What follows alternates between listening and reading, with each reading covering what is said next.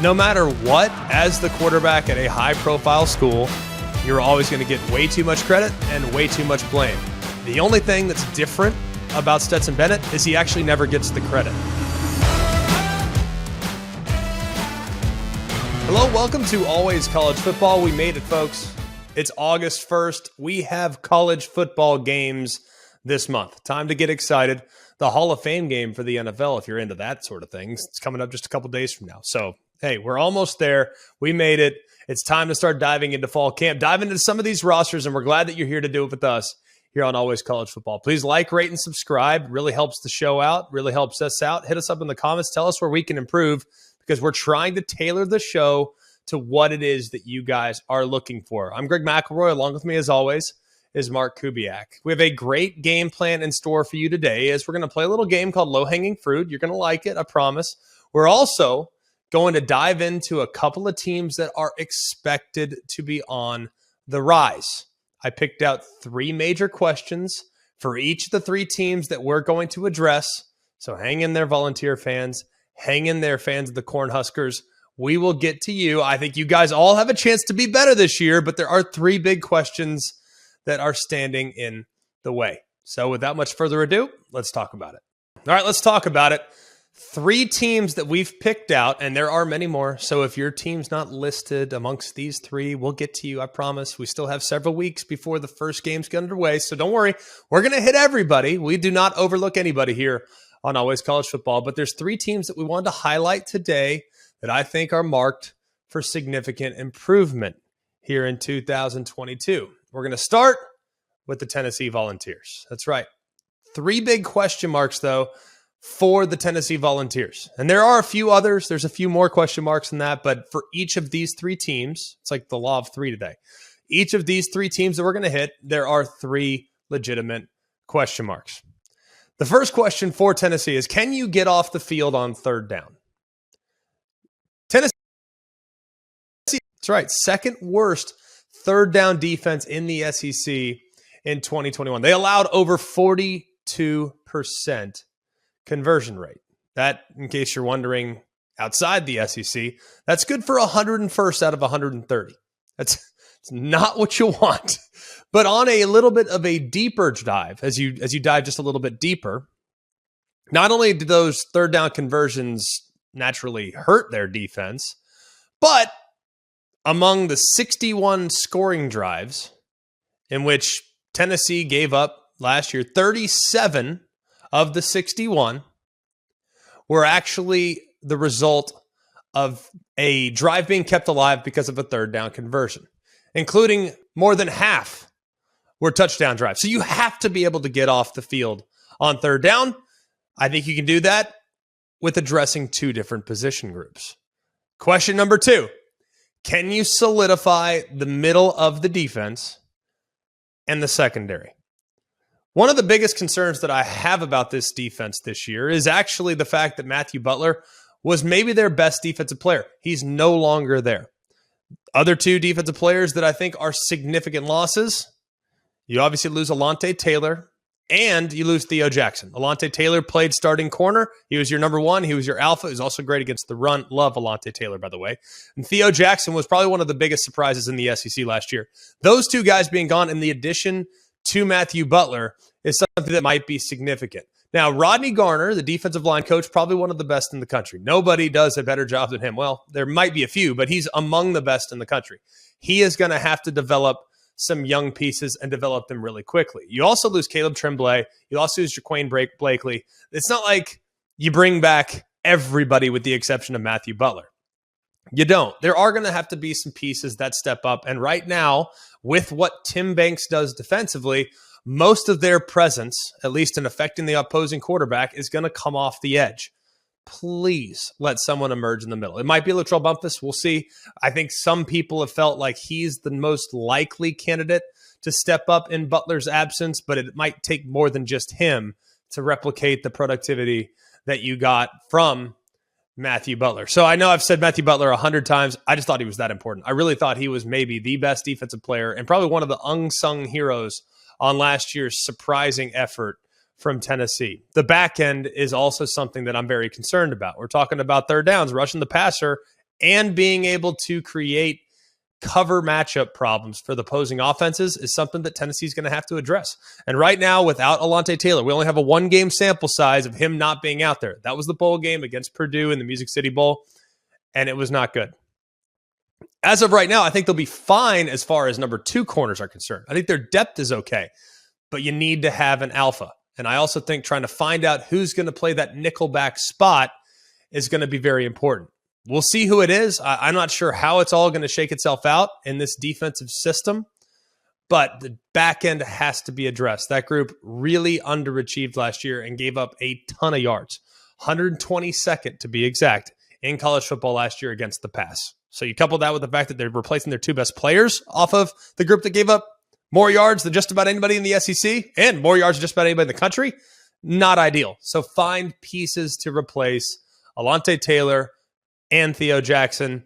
That's going to be a difficult thing for Tennessee to overcome. And then finally, here's the third thing that Tennessee absolutely has to do when trying to make a surge in the SEC East. You got to be able to run the football when everybody knows you're going to run it. More specifically, in obvious rundown situations, 3rd and short, along the goal line, you got to be able to run the football. Couple that with the fact that they were a great run team last year. It's almost mind-blowing how much they struggled when it came to short yardage at goal line. Of course, we all remember what happened at the end of the game, the final play of the season.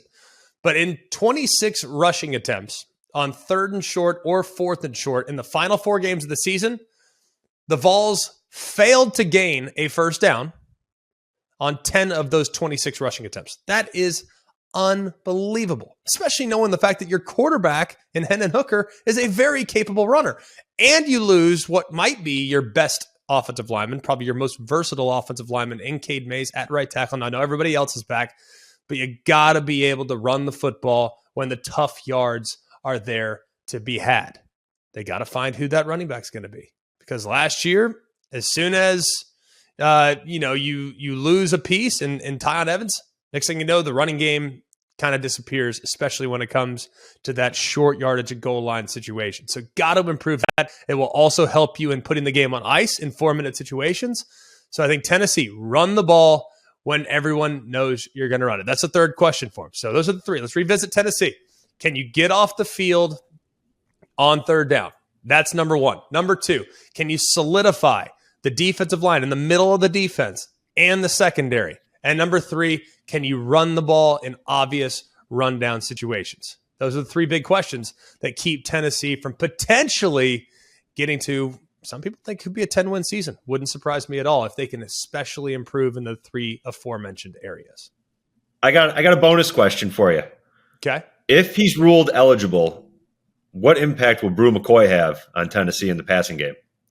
See, that's like the least of my concerns with Tennessee. Now, Brew McCoy, of course, being everyone's All-American, right?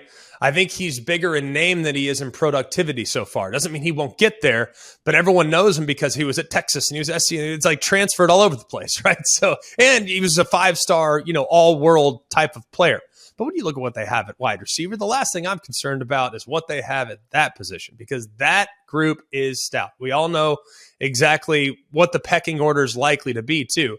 We know that Tennessee is going to go out there and Tillman's going to be the first option. You're going to push the ball down the field. Obviously, he had an insanely good year last year, went up for over 1,000, had 12 touchdowns. He's back.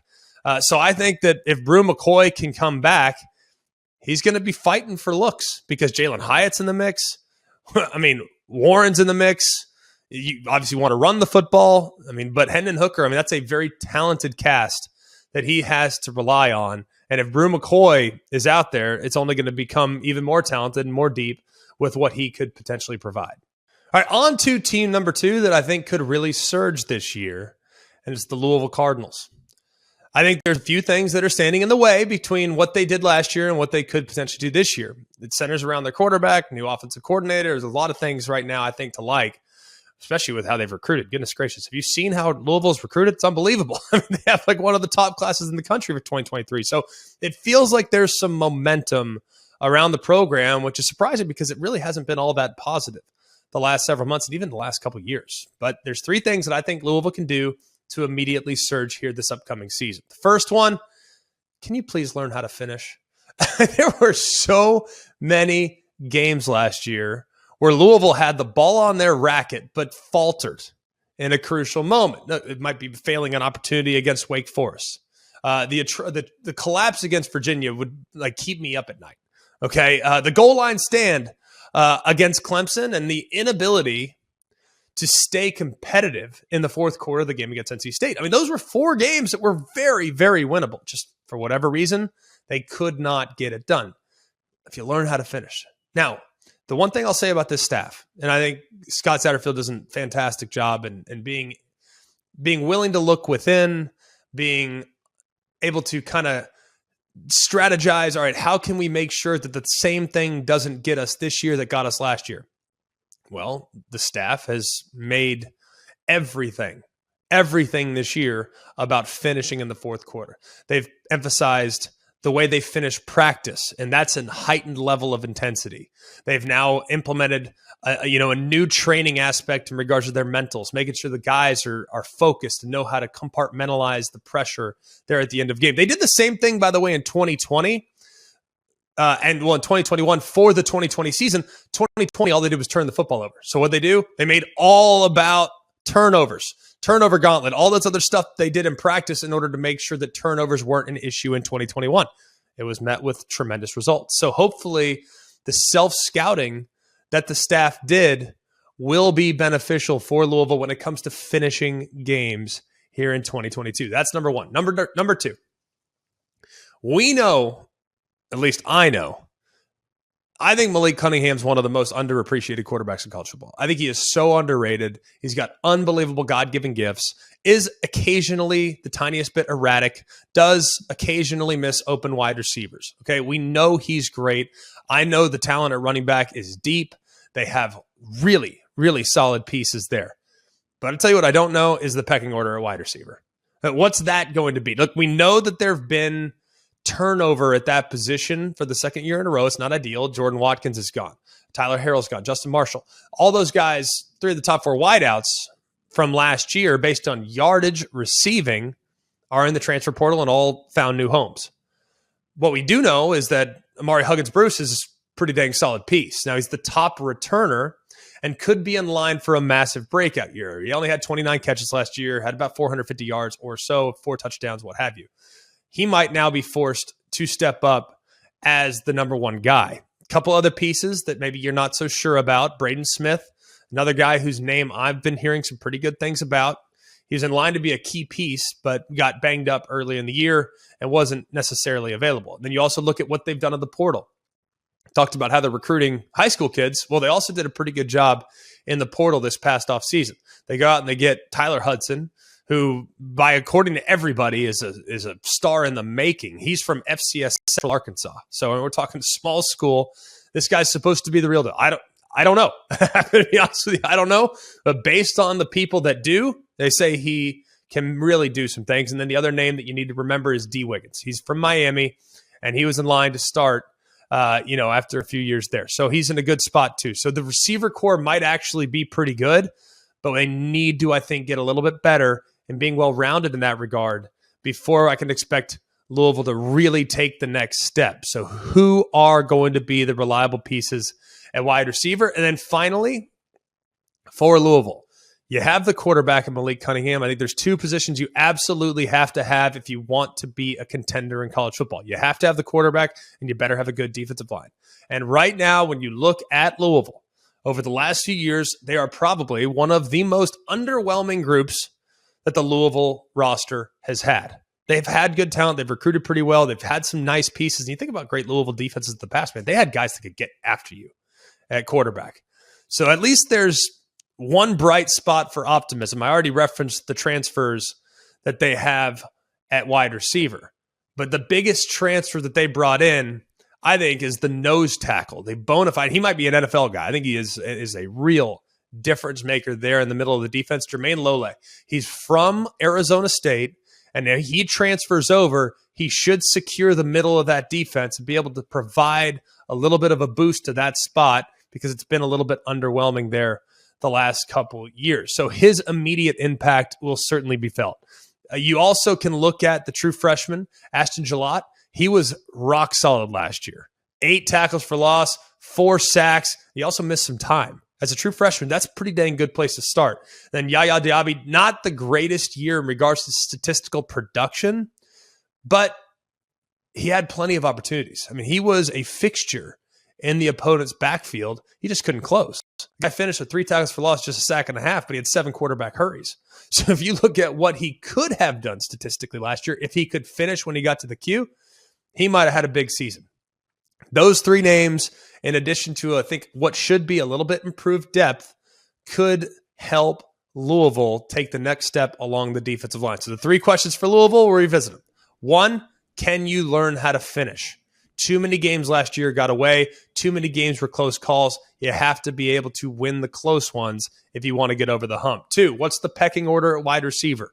Who's going to step up? Who's going to be your 1? Who's going to be your 2? Who's going to be your 3? And can Malik Cunningham develop the chemistry with those guys as they head throughout fall camp? And 3, how do you get more out of the defensive line? Lole is a great addition. Hopefully he's going to be a guy that helps elevate that whole group, because I believe a rising tide lifts all ships.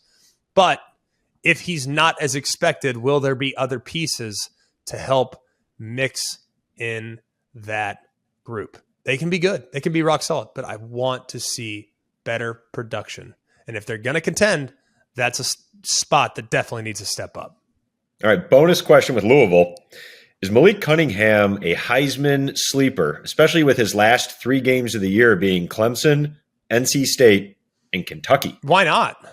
This guy has so much ability. It's when you watch him, he's so fun to watch. The problem is I remember a game pretty specifically. I want to say it was against Duke. I think it was a Thursday night. It might have even been a Friday. I can't recall. But I remember watching there were probably 2 or 3 overthrows that if he makes the connection, and I know Tennessee fans might be watching still, they know this feeling. Like if you could just hit a couple of downfield throws like Tennessee was unable to do early in the season, then it can make a world of difference. Louisville has some of that too, where they have guys wide open. They have guys that have gotten open. They have quality plays off play action, because you know they're going to be able to run the football. I mean, every secondary in America is going to sit there and say, well, we don't know anything about the wide receivers, so let's take away the run and see if they can throw it over our head.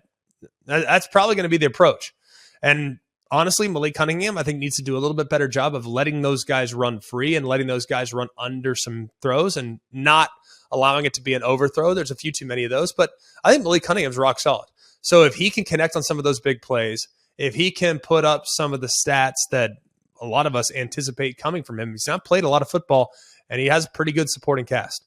So granted, obviously, when it comes to the Heisman, you got to be in the national championship picture. I have a difficult time thinking Louisville's there just yet, but if he can show drastic improvement, then why not? He certainly has the skill set and certainly has the ability to be able to get that done.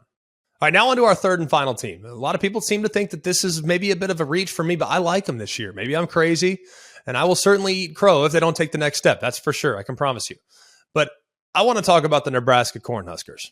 I think this team's poised after what they did last year to make a significant step forward.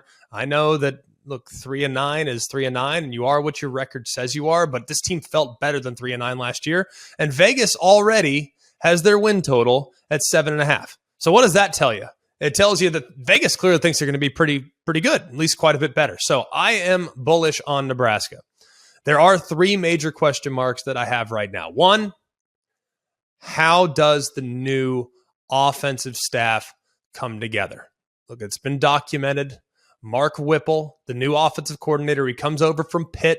Pat Narduzzi just a couple weeks ago said he didn't want to run the football. We wanted to run the football. We want to be balanced offensively. Well, Mark Whipple now found out that, hey, I want to go to a different spot, get a fresh start.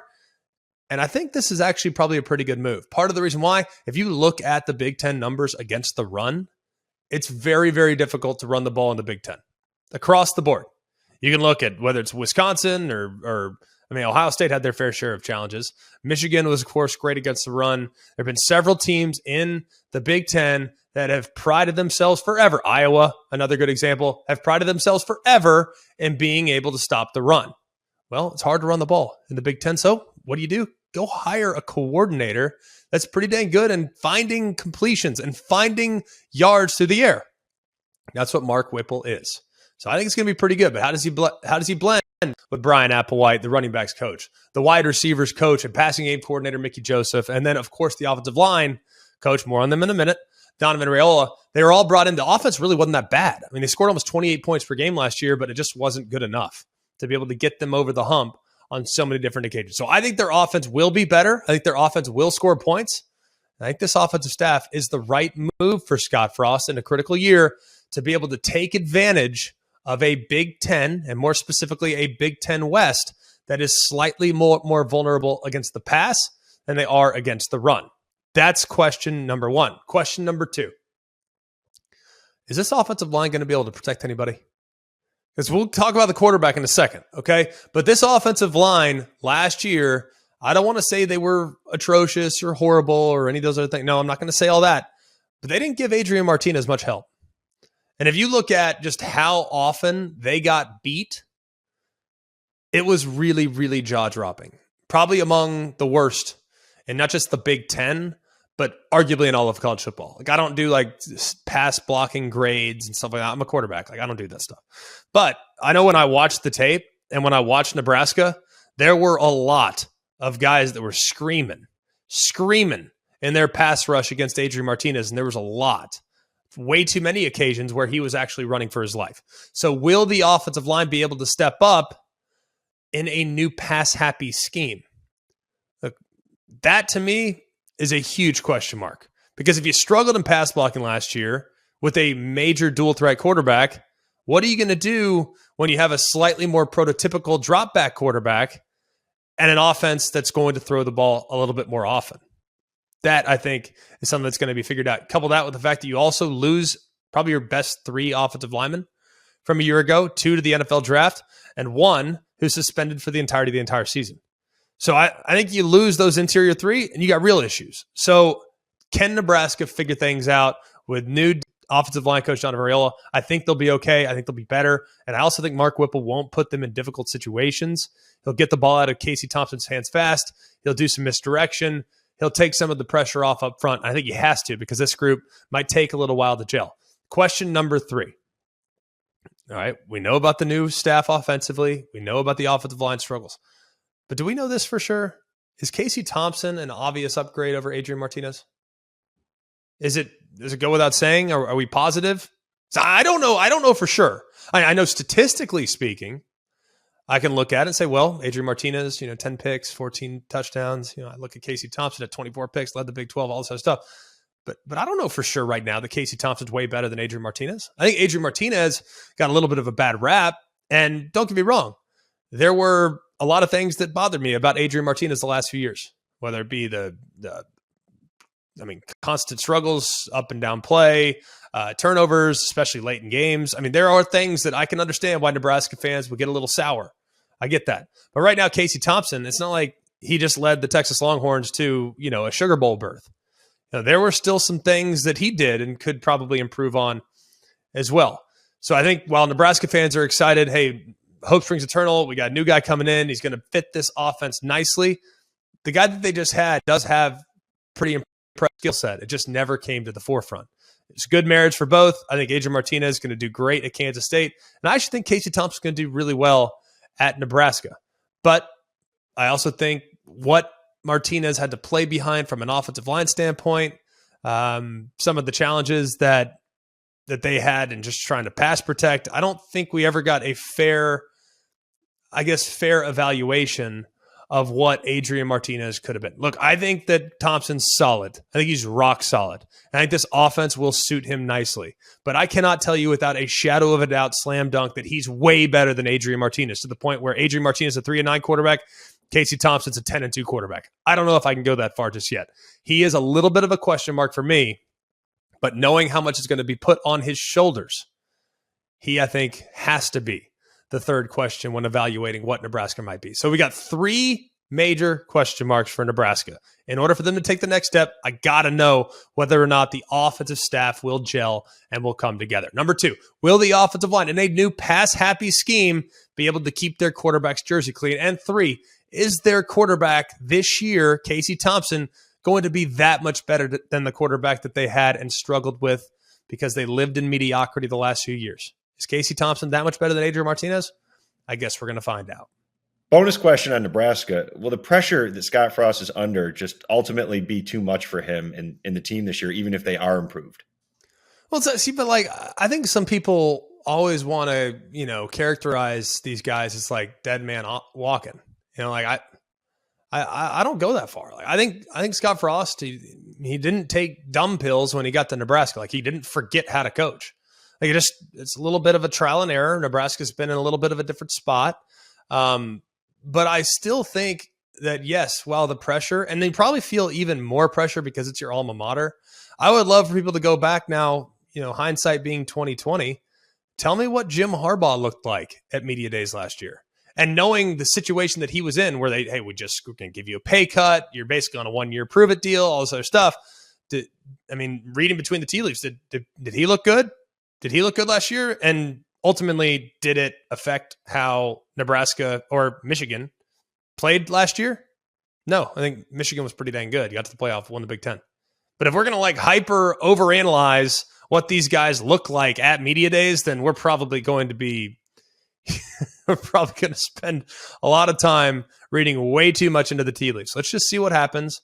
A lot of people don't like media days anyways. I'm sure being a coach that's squarely on the hot seat, it's probably not a very fun place for Scott Frost to be, but there's reason for optimism around his team, and there's reason to feel like they could take a pretty significant step forward. Some people even think they could contend in the Big Ten West. I think that might be the tiniest bit far-fetched, but I'd be highly surprised if this team isn't back in the postseason, and I'd be highly surprised if they don't get to at least 6 or 7 wins. All right, now it's time to turn our attention to a new segment, one that we'll use many, many times here in the days, weeks, months, years to come. It's low-hanging fruit, so we'll kick it off with our dear friend and co-host, Mark Kubiak. That's right, Greg. Low-hanging fruit. Great segment here. Low-hanging fruit. If Georgia loses a regular season game, the fans will blame Stetson Bennett. Well, in order to completely declare whether or not this is low-hanging fruit or truth, we must at least know what the loss looks like. But based on history, everyone wanted to blame Stetson Bennett for their loss in the SEC championship game last year when Alabama scored 42 points. Now, unless Stetson Bennett was also playing corner covering Jamison Williams, I don't know how you could blame him for that performance. Now, he didn't play well. He forced a couple picks, didn't play great. One pick wasn't his fault. But either way, no matter what, as the quarterback at a high-profile school, you're always going to get way too much credit and way too much blame. The only thing that's different about Stetson Bennett is he actually never gets the credit. So I don't really understand how to deal with it. I don't think it's fair. I think he is extremely underrated. And if you look at what he did in the fourth quarter of the national championship game, he should be forever endeared, forever beloved by Bulldog Nation. And I call it the spring game. Second Carson Beck threw a touchdown pass. I saw people lighting up my Twitter feed saying, "There's my quarterback. Stetson Bennett's no longer. I want Carson Beck." Y'all, it's a spring game. He's going against the twos. What are we doing? So I think Stetson Bennett is going to unfairly get criticized regardless of what he does or how he performs. So I'm going to say that is not low-hanging fruit, but that is, in fact, true. Next one. If it's not Clemson, the ACC will not have a team in the college football playoff. Now, this one is low-hanging fruit because a lot of people have said, well, Clemson, they're the ones that they always get the benefit, and they have the talent, and Florida State before them when they were dominating the ACC. I mean, they got in 2014 and all this other stuff. Fine, that's all good. I'm good with all that.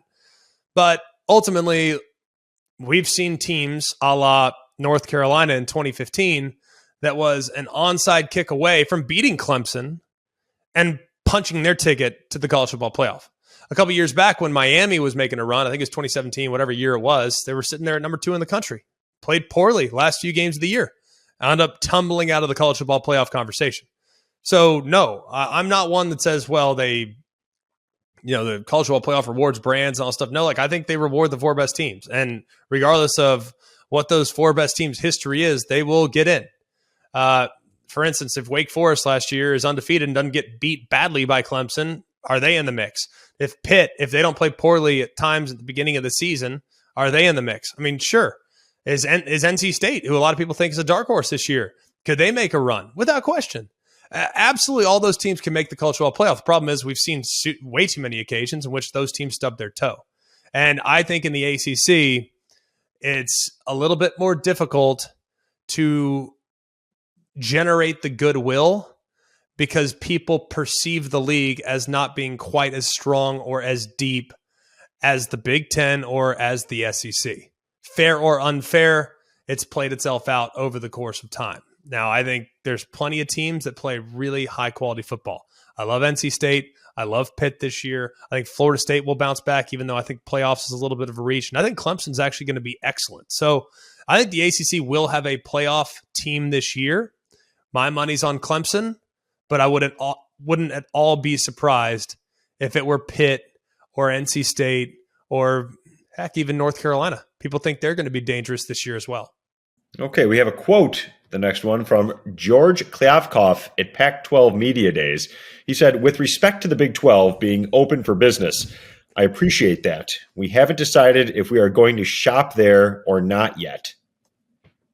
Harsh words from commissioner to commissioner. Low-hanging fruit or not, the war of words between the two conferences, Big 12 and Pac-12, is becoming petty. No, I think that that petty is probably not the right word to describe it. I think there's real vitriol right now between Brett Yormark, the commissioner of the Big 12, and George Kliavkoff, the commissioner of the Pac-12. Why would there not be?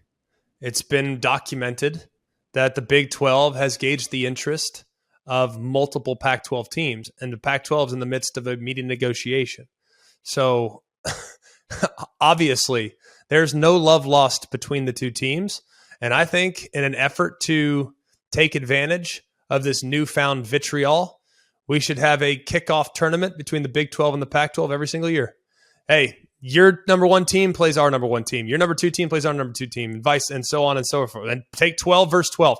Do it. Why not? It'd be fun. So I think it'd be I don't blame the commissioners at all. And I thought George Kliavkoff, frankly, him coming out swinging left a good impression with me for the future of the Pac-12. Not that they're going to, rise like a phoenix from the ashes. I don't know if they're going to carry the same weight that they once did, just like the Big 12, where they've added really, really quality pieces in BYU, Cincinnati, UCF, and Houston. Those are amazing teams to add, but it still doesn't feel anywhere near as good as when the Big 12 had Texas and Oklahoma in the league. Same thing can be said for the Pac-12. Like they might add good pieces. They might be in a good spot. Oklahoma, Oregon and Washington might ultimately stay there. We'll see what happens. I don't know. But it's never going to feel as good as when SC and UCLA were there. So whether you still consider them part of the Power 5, Autonomous 5, whatever, it's beside the point. Ultimately, if these two leagues are going to continue to exist, it'd be fun if we could create enemies within the leagues. So I would support anything that could pit those teams together because clearly, as you could tell by George Kliavkoff's comments, he has very ill will towards the Big 12 right now, and understandably so. All right, now to get to some news and notes, some things that came up throughout the course of the weekend. The Pac-12 commissioner, George Kliavkoff, he's bullish on an expanded college football playoff, potentially before 2025. So I thought that was a little bit interesting. I don't know how that's going to work itself out. It'd be awesome. Would definitely love it. Would support it. It'd be great. But I can't believe what kind of 180 we've seen from some conference commissioners over the last couple of weeks in regards to an expanded playoff, especially knowing that they all shut it down, or 3 of the 11 that had a vote on it shut it down just a few months ago. So George Kliavkoff bullish on the possibility of an expanded college football playoff format and prior to 2025. We'll see. And then college sports, the unlimited transfer rule, meaning that you can just go anywhere whenever you want to go and there's no problem. There's no repercussions. You can just go. Mid-season, say you play for the Texas Longhorns, you want to transfer to TCU, perfect. Even if they play TCU next week, it's fine. At least, obviously, it's a slightly exaggerated situation. But that rule is unlikely to pass this week. So that's where we're at. A couple news and notes when it comes to the college football world. We'll, of course, keep you updated every step of the way because we're here every day. We'll keep you updated every step of the way in case there's additional movement or if there's some traction going on the aforementioned topics. Thanks for being with us. We really appreciate it. It's been so fun spending the last 3 weeks with you. First 16 shows are now in the books. So we look forward to continuing to provide you the content that you guys love when it comes to the college football world. Please like, rate, and subscribe. It really helps us out. It helps the show out. You can also follow us on Twitter and Instagram at alwayscfb. You can hit us up in our email, alwayscollegefootball@gmail.com. That would be great to interact with you. Send us some mailbag questions because we'll continue to get into some of those here in the coming days and weeks.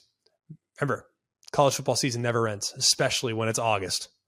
We can't wait to be back with you tomorrow. For all of us here at Always College Football, for Mark Kubiak, I'm Greg McElroy. Hope you have a wonderful day. And remember, it's always college football. Hey guys, it's Greg McElroy. Thanks for watching Always College Football. Make sure you like, rate, and subscribe to ESPN's YouTube channel and wherever you listen to your podcasts.